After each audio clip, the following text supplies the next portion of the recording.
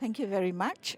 Firstly, I would like to thank EMA and the WNA for inviting me to attend SIEW. And I'm very honored to be part of the panel on nuclear power for ASEAN. I'd like to respond to your query. Currently, we see that the world is faced with the challenge of climate change, which is now escalating to be climate crisis.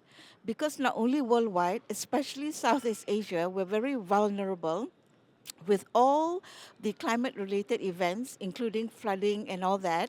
And now currently we are facing a severe temperature rise. And sadly, although COP had identified that we must have reached a 1.5 degree to 2 degree above pre-industrial level by 2050, however, the world has breached the 1.5 degree in 2024, which is 26 years much earlier. So the world population now is suffering not only from flooding but heat.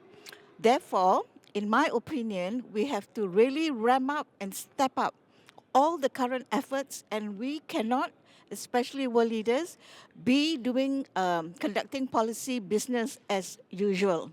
We have to be more innovative, more creative, in order for mankind and all inhabitants in planet Earth to be able to survive by 2050.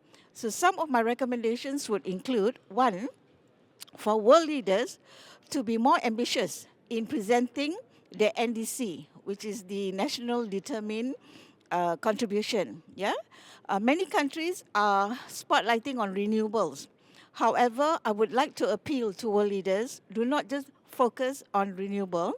It is important for renewable to be a beginning, a first start for the world. But as Fateh Birol, the Executive Director of International Energy Agency, had highlighted, with only renewable, the world cannot reach net zero. Nuclear power has to be part of the game plan. So at COP28, 25 world leaders had signed a pledge that we need to triple nuclear capacity. That means from nearly 400 to 1,200. So how do we ramp up these 800 gigawatt? So my appeal to IEA, NEA, and other nuclear agencies and organizations, when you approach the newcomer countries, do not just focus on SMR, the small ones. We need to have a combination of large reactors, 1,000 and above, as well as SMR. So for ASEAN countries now, many leaders are talking about SMRs. We hope with this that many will actually also give some option and priority to include investing in large nuclear power reactors. So that's one, two.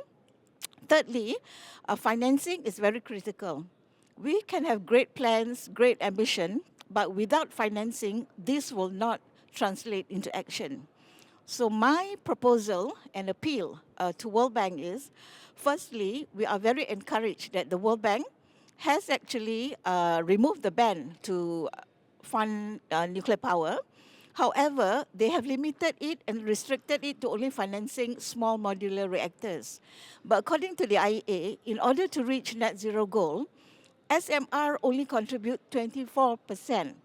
So the remaining 76% is from large reactors. So my appeal to World Bank is, please, thank you for SMR. Please extend your financing support to large reactors also. And secondly, as ASEAN Development Bank has not agreed to support nuclear power, and since Southeast Asian countries are very vulnerable with this climate crisis, I would like the Asian Development Bank to emulate the World Bank in introducing support and policy for nuclear power so that the ASEAN countries which have nuclear power ambition can take off with the support from ASEAN Development Bank as well as the World Bank. Thank you so much.